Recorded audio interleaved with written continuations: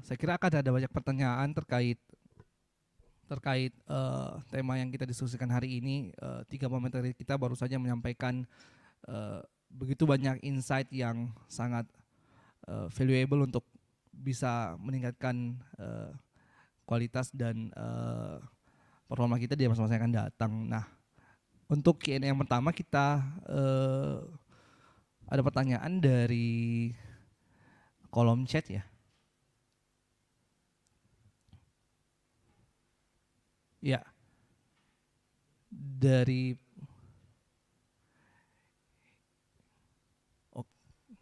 oke. Atau pertanyaan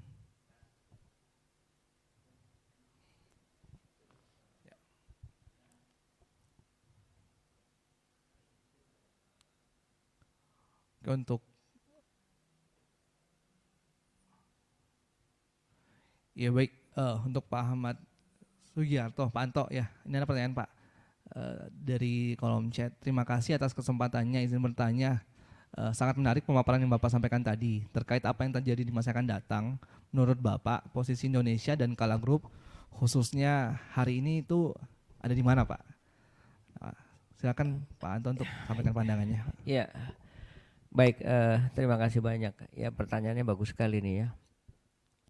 Sebetulnya saya coba bacakan ya. Jadi bertanya, kemudian menurut saya gitu ya, posisi Indonesia dan Kala Group khususnya berada di posisi mana saat ini? Ya, kita ini sebenarnya sekarang di dunia ini dalam posisi yang sama sih menurut saya ya. Kenapa dalam posisi yang sama? Karena semua dalam posisi pandemi. Nah gitu. Jadi sekarang inilah sebenarnya siapa yang bisa memanfaatkan momentum ini yang akan kemungkinan probability-nya itu akan memenangkan pengaruh di dalam situasi seperti sekarang. Kita ambil contoh sekarang misalnya begini. Kalau kita lihat tadi dari apa namanya dari recovery and renewal yang saya tadi cerita, kita menjadi bagian itu sebenarnya. Kita menjadi bagian keduanya, kita menjadi bagian ketiganya, ya. Kemudian tentunya kita dalam posisi yang independen gitu ya. Kalau saya bicara dalam kerangka global, menurut saya begitu. Kalau saya lihat, saya baca dari literasi terakhir yang banyak di share. Apalagi kemudian sekarang kita kan ada B20, G20 dan seterusnya gitu ya. Nah, saya concernnya sebenarnya begini ya. Di dalam situasi ini kita harus lebih banyak go out-nya gitu. Kalau saya pakai kuantifikasinya, udahlah kita bikin 20% itu di internal, 80% itu eksternal gitu. Jadi tadi banyak diceritain tuh sama Pak Wiseto dan Pak Antoni gitu ya. Jadi yang diceritakan tuh bagus banget. Tadi Pak Wiseto menekankan bagaimana yang harus kita lakukan pada saat situasi sekarang dengan teknologi dan lain sebagainya gitu ya. Lalu kemudian cara simplifikasi tadi yang disampaikan oleh Mas Antoni tadi juga disampaikan. Nah, yang akan tentunya menjadi menarik tentunya kita harus makin kuat positioning kita itu ada di mana untuk bisa sama-sama mensejahterakan Indonesia, kira-kira begitu ya. Saya sih kepinginnya momen ini justru kita makin seperti misalnya kayak innovation movement ya, atau kalau misalnya ya mohon maaf mungkin hari ini saya pikir this is today we are turbocharger community misalnya begitu ya. Jadi kita adalah orang-orang yang bergerak cepat untuk bisa membuat sesuatu yang kemudian bermanfaat buat semua. Jangan lupa tadi sebenarnya yang menarik begini. Dari yang sedikit tadi saya sampaikan, dari yang Pak Wiseto sampaikan secara sistematis, begitu juga Pak Antoni yang sampaikan secara sistematis, itu ujungnya semua sama ya. Ujungnya semuanya sama. gimana kita bisa menjadi pemenang untuk kalau dalam konteks saya tadi saya bicara soal Indonesia Emas 2045 dan tadi juga ditambahkan soal perubahan iklim. Maka kita pada saat ini saja kita sudah merasakan banyak perubahan rating yang harus kita lakukan di dalam bisnis kita. Tadi Pak Wiseto bagus banget tuh menjelaskan bagaimana operatingnya, bagaimana bisnisnya yang harus kita pikirkan bersama. Maka menurut saya sekarang ini tidak dalam posisi yang sama kita semua itu. Yang menjadi menarik adalah kalau saya mencoba menjawaban ini, maka siapapun sekarang yang ada di dunia ini yang bisa bergerak cepat. Kalau saya melihatnya ada dua parameter yang saya ukur. Yang pertama adalah membuat kolaborasi yang besar gitu ya, kolaborasi yang besar. Kemudian tadi parameter yang kedua convenience, kemudahan yang sangat impactful buat semua di dalam end user kita. Maka menurut saya itu yang akan menjadi pemenang. Menurut saya sih begitu ya. Jadi posisi Indonesia dan Kala Group gitu, kalau kita bicara dari indeks misalnya corporate index atau banyak indeks yang bisa kita lakukan, sebenarnya bisa kita lakukan. Jadi bukan itu PR-nya, tapi PR-nya sekarang adalah bagaimana kita bisa menjadi turbocharger semua. Turbocharger semua, kemudian kita bisa nggak ada lagi yang mungkin bisa lama gitu ya, ya mohon maaf. Tapi kita udah sepakat tadi dengan AWS juga begitu, Pak Wiseto juga tadi cerita, kita akan membangun turbocharger community, kira-kira begitu kali teman-teman.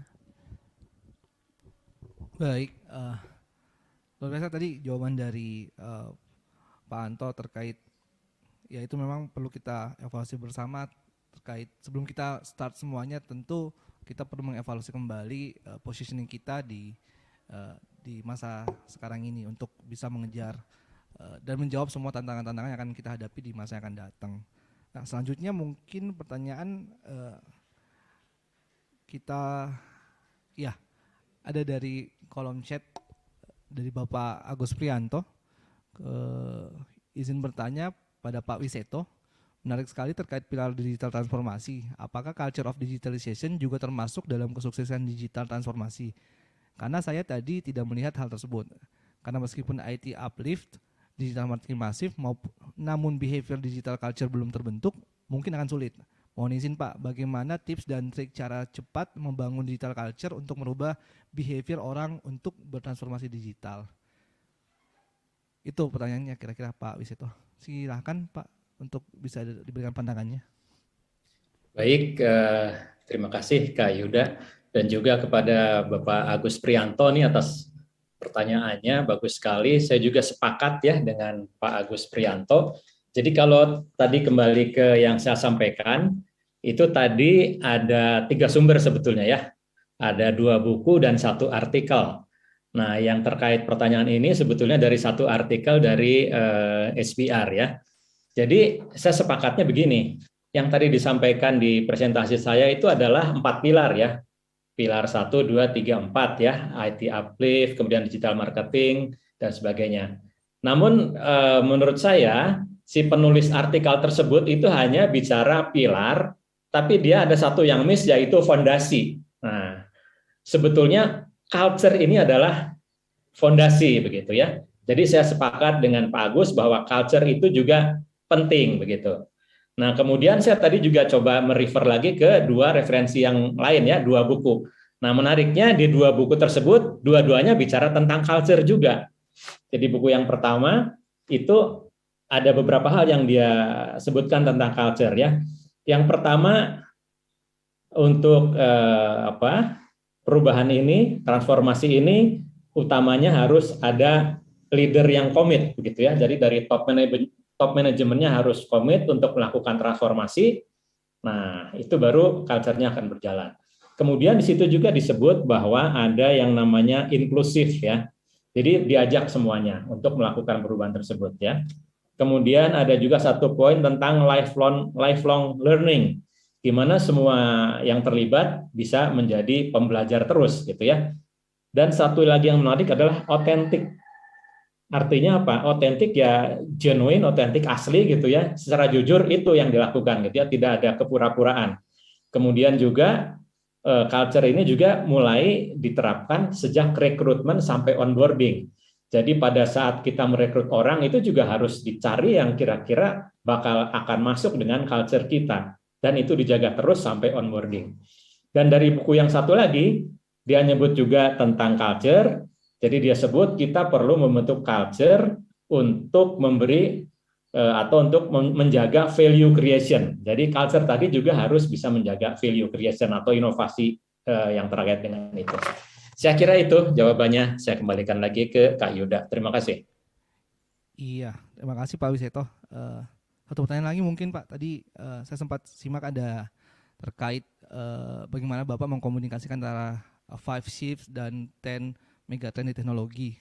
Pertanyaan saya mungkin ini Pak, how long will it takes untuk bergeser dari traditional organization ke capable organization, dan how much it will cost kalau misalnya itu, tentu kita menghindari yang seperti kata Pak Antoni tadi, cost of failure ya. Kita ingin produksi ketika terjadi konsekuensi yang malah tidak sesuai yang kita harapkan.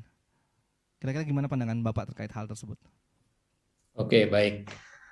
Jadi kalau menurut saya semakin kesini gitu ya, itu sebetulnya teknologinya makin banyak, pendukungnya makin banyak, sehingga kita bisa menjadi semakin cepat ya, karena yang available di market itu sudah tambah banyak gitu ya.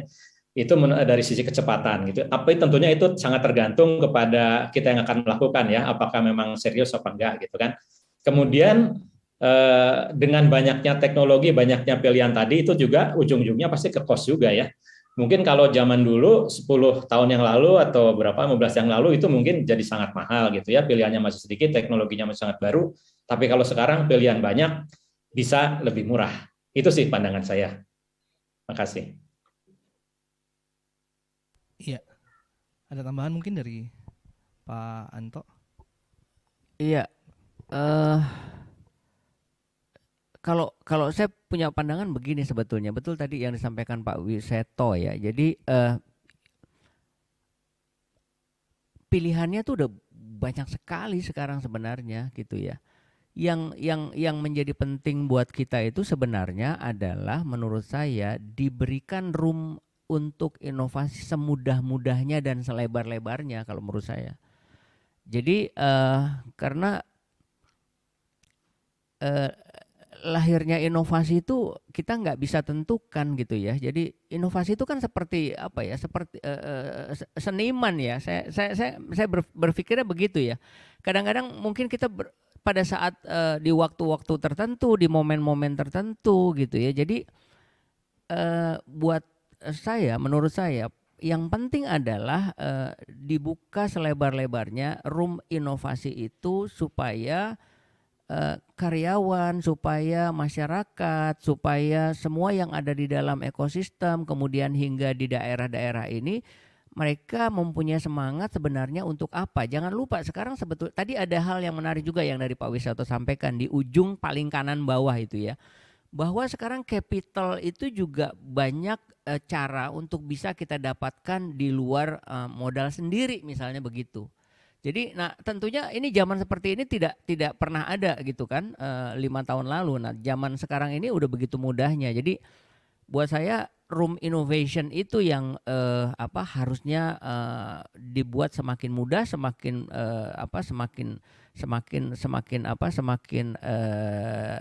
semakin menarik ke depannya. Mungkin itu tambahan dari saya. Baik, masih ada pertanyaan lagi terkait, oh iya, ada dari kolom chat Pak, dari izin saya bacakan. Oh iya, dari Ibu Disa Rizky Novianti, People and Process Director Kala Group. Ya, selamat datang Ibu Disa. Pertanyaan seperti ini Pak. Start today, reinvent tomorrow. Thank you untuk sharing Pak Antoni. Peluang untuk memajukan human capital secara bersama-sama mudah-mudahan bisa segera kita jalankan. Mungkin untuk sebelumnya, apakah Pak Antoni bisa sharing sedikit bagaimana Amazon mendrive innovation internally specific story or case study what Amazon has done. Tunggu, monitornya lagi ini. Ya, what Amazon has done would be appreciated. Ya, Ya, silakan terima Pak kasih. Antoni untuk pandangannya. Pagi Mbak Disa, ini ketemu teman lama nih, kakak saya tersayang nih Mbak Disa nih. Tadi juga ada pesan dari Mbak Disa, ada pertanyaan dari Bu Ivon ya, yang kayak perlu dijawab juga. Bu Foni, sorry, soal customer centricity. Boleh saya jawab dua-duanya atau saya jawab dulu dari yang Mbak Disa, Mas Yuda? Iya, boleh. Ya, boleh dijawab dulu aja, Pak Antoni, untuk plan dari Ibu Disa. Nanti kita akan Oke, lanjutkan. siap. Mungkin untuk jawab pertanyaan Bu Disa gitu, masalah soal inovasi dalam AWS. Ini sebenarnya it's our own discipline yang memang sangat kencang ya di organisasi kami. Jadi mungkin saya berangkat dari mekanisme dulu mungkin ya. Jadi kalau di Amazon secara keseluruhan, setiap kali ada inisiatif atau project ataupun ada produk baru yang mau di launching, itu berangkat dari timnya dulu gitu kan. Bahwa kalau di Amazon kami percaya bahwa to have a clear accountability and ownership, setiap tim itu harus besarannya kita bilangnya two pizza team gitu. Jadi two pizza team itu apa sih istilahnya? Jadi kalau kita bayangkan pizza di Amerika gitu, pizza yang ukuran cukup besar lah ya. Jadi mungkin sekitar 8 orang. Dan 8 orang ini adalah yang mengolah dari hulu ke hilir, dari conception sampai launching sampai kemudian iterative proses untuk memperbaikinya gitu. Jadi pertama itu berangkat dari tim. Bahwa tidak ada siloed organization yang meng-pass on inisiatif baru dari point A ke point B. Semua di-own oleh the same team gitu. Kita bilangnya the two pizza team. Yang kedua adalah juga di Amazon itu kami tidak percaya untuk meluncing apa yang namanya big bang ya, harus yang sempurna produknya gitu kan. Bertahun-tahun kita research nggak ada. Di kami percaya untuk meluncing apa yang namanya MVP, minimum viable product gitu kan. Pokoknya kita dengan basic requirement itu kami launching dulu, to then kita bisa mendapatkan feedback dari market gitu, dari market atau dari pelanggan soal apa yang perlu kami perbaiki gitu kan. So it's an iterative process. Itu kenapa kami selalu bilang bahwa start today, reinvent tomorrow, karena kami nggak percaya untuk menunggu lama untuk meluncing sebuah produk yang sempurna, tapi kami percaya untuk meluncing produk yang cukup dulu sambil kita mendapatkan feedback dari market gitu kan. Dan itu memang selalu di launching baik dari itu di Amazon.com maupun di AWS setiap kali kita meluncing service baru. Nah, cuman saya izin kalau kita mau mendalami soal the culture of innovation, itu memang di AWS ada teori dan ada ilmunya sendiri, dan yang kebetulan kami tawarkan dalam bentuk workshop kepada customer kami. Ini tidak berbayar pastinya ya. Dan kami punya expert regionally, globally, bahkan ada di Indonesia yang bisa khusus memberikan pemaparan materi soal culture of innovation, yang kalau misalnya dirasa perlu, Mbak Disa, Pak Anto, kami akan dengan sangat senang bisa men-share juga, supaya kami bisa kira-kira men-share apa sih yang mendrive innovation di Amazon, dan bagaimana kira-kira bisa mentranslasikan itu untuk ke Kala Group. Itu mungkin ya untuk yang pertanyaan Bu Disa. Iya. Untuk pertanyaan dari Ibu Foni bisa ditampilkan mungkin. Oke, siap. Jadi mungkin buat teman-teman yang mungkin belum pernah dengar, kalau di Iya Pak. Jadi pertanyaan dari Ibu Foni terkait dari Pak Antoni tadi. Mungkin Bapak bisa sharing bagaimana Amazon spend years dalam membangun culture of customer centricity. Terima kasih. Silakan Pak Antoni untuk pandangannya. Siap, terima kasih. Jadi memang kalau kita bicara untuk di Amazon, kami punya yang sekarang sudah banyak dibaca orang, yang namanya adalah the Amazon Leadership Principle. Dan hukum yang pertama dan terutama di Leadership Principle dan juga di dalam Amazon sendiri adalah customer obsession. Jadi kalau ditanya awalnya bagaimana, itu memang berawal dari Jeff Bezos gitu kan, our founder. Bahkan kalau di kami yang baru masuk ke Amazon, one of the first thing yang kami perlu baca itu adalah shareholder letternya Jeff Bezos kepada Amazon Board itu di tahun 97 gitu kan, bahwa itu diturunkan dari atas bahwa kami percaya ketika semuanya bergerak menuju customer, insya Allah bisnis itu akan pick up gitu, dan itu dibakukan satu dari segi culture. Jadi contoh aja ya, misalnya tadi saya bilang ya bahwa di Amazon itu kami selalu operational di drive oleh Amazon Leadership Principle, di mana yang pertama adalah customer obsession. Dan kalau saya boleh share ya, kalau untuk meeting-meeting besar, apalagi berkaitan dengan produk dengan customer di kantor Amazon, itu di setiap ruangan meeting pasti akan ada satu kursi kosong. Biasa kursinya itu warna merah gitu kan. Kenapa sih ada kursi kosong? Itu buat siapa? Kursi itu sebenarnya adalah imaginary vision kami bahwa ada customer di situ. bahwa ketika kami mendiskusikan segala macamnya itu harus dengan menempatkan customer first. Itu yang pertama, dari segi culture memang dibakukan. Yang kedua juga dari segi operasional gitu kan. Saya bisa share, maksud saya operasional apa adalah bahwa KPI yang diterapkan, apa yang di reward itu juga menghargai customer obsession. Saya ambil 2 contoh. Pertama, di sisi Amazon.com sendiri, ini ada cerita yang sangat terkenal. Ketika lagi Christmas season, saya lupa di early 2000, itu ada satu customer yang menelpon ke Amazon Customer Service. Dia komplain bahwa dia beli PlayStation 2, kalau nggak salah. Dia beli PlayStation 2 untuk anaknya in time for the holiday, tetapi ada barangnya belum nyampe, padahal sudah 2 hari sebelum Christmas. Dan setelah ditelusuri, sebenarnya itu bukan kesalahan dari Amazon, itu merupakan ada mix up dari third party supplier-nya. Tetapi apa yang dilakukan oleh customer service rep kami, ini seorang customer service rep ya, dia punya inisiatif. Kebetulan dia sendiri baru beli PS2 yang baru, dia minta alamat dari customer-nya dan dia kirimkan punyanya dia sendiri gitu kan. Dan itu ceritanya sangat terkenal gitu. Of course he was rewarded by that. Dan contoh yang kedua adalah cerita dari saya sendiri nih di AWS gitu kan. Di AWS tugas kami adalah jualan cloud computing dong pastinya. Tetapi salah satu KPI kami itu adalah bagaimana caranya kami bisa mendrive cost optimisasi. Jadi dari customer yang sudah berjalan di AWS, kami harus selalu di-drive setiap quarter gimana caranya kita bisa bantu mereka menurunkan cost. Itu aneh kan? Tapi kami percaya bahwa that's what it means to be customer obsessed. Ketika customer bisa menjalankan hal yang sama, business as usual, tetapi dengan cost yang selalu turun, harapannya inovasi akan terjadi karena budget sisa itu akan dipakai untuk hal-hal yang lain. Jadi in summary, culture of customer obsession itu di-drive dari all the way from the top, dari founder kami, dibakukan secara culture, gitu kan, dan juga itu dirumuskan dalam model KPI. Jadi the way we organize, the way we move, the way we think, itu semua pastinya harus berpikir apa yang terutama dulu untuk customer. Kurang lebih seperti itu. Saya kembalikan ke Mas Yuda. Ya, terima kasih banyak Pak Antoni. Masih ada pertanyaan mungkin?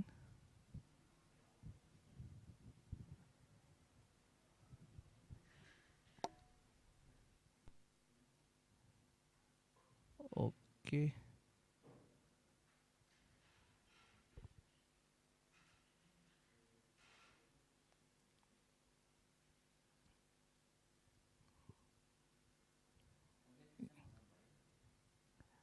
Oh iya, ada tambahan dari Pak Ya, Anto, silakan Pak.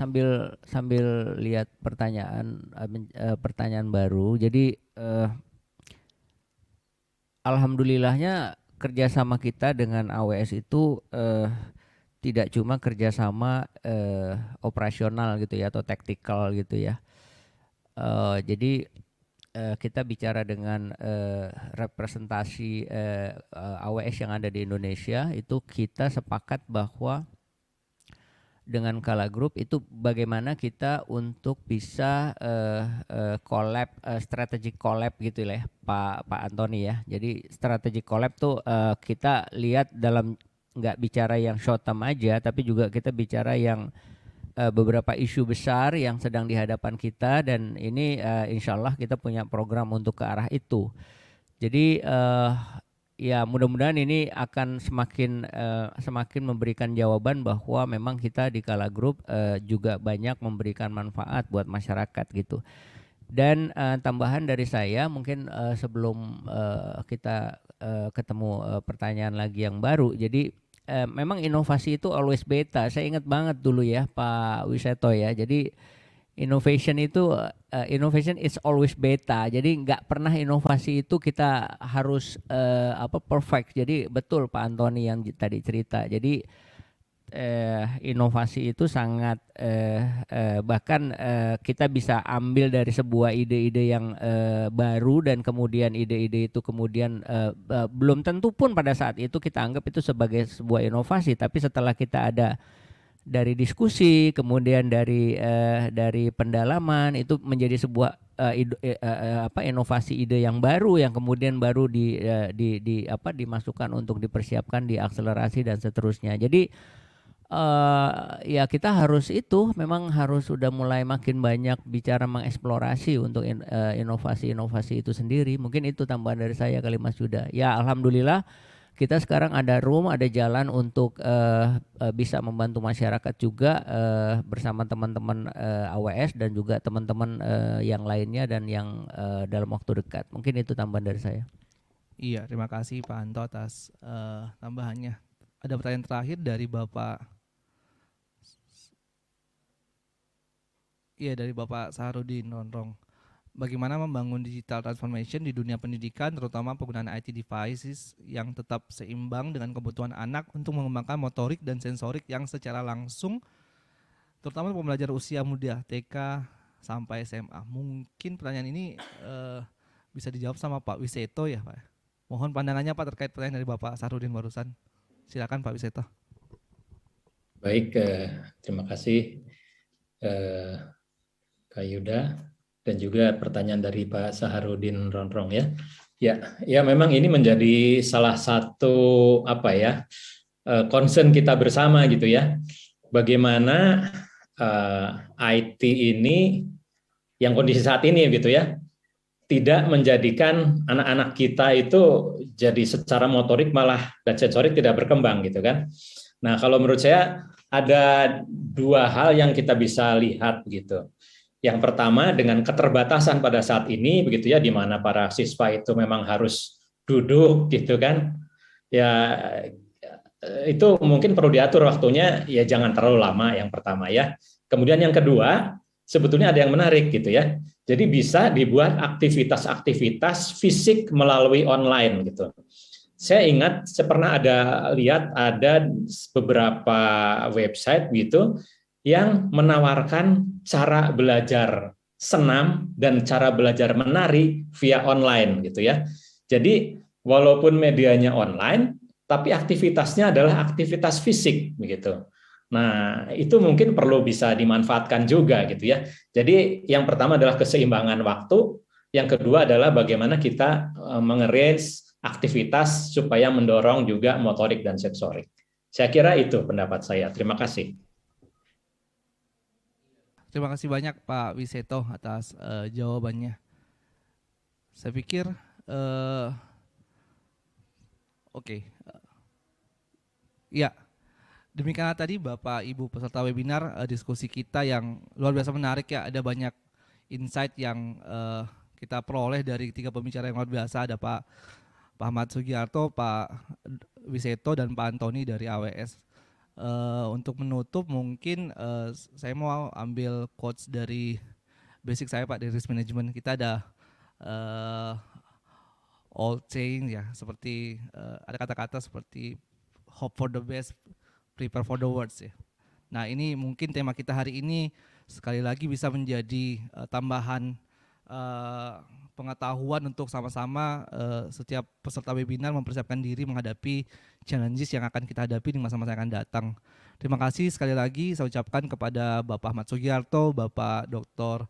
Wiseto, Bapak Antoni Amni, dan Bapak Ibu peserta webinar yang telah meluangkan waktunya pada sesi kali ini. Semoga apa yang telah kita saksikan bermanfaat dan dapat menunjang kinerja kita di masa-masa yang akan datang.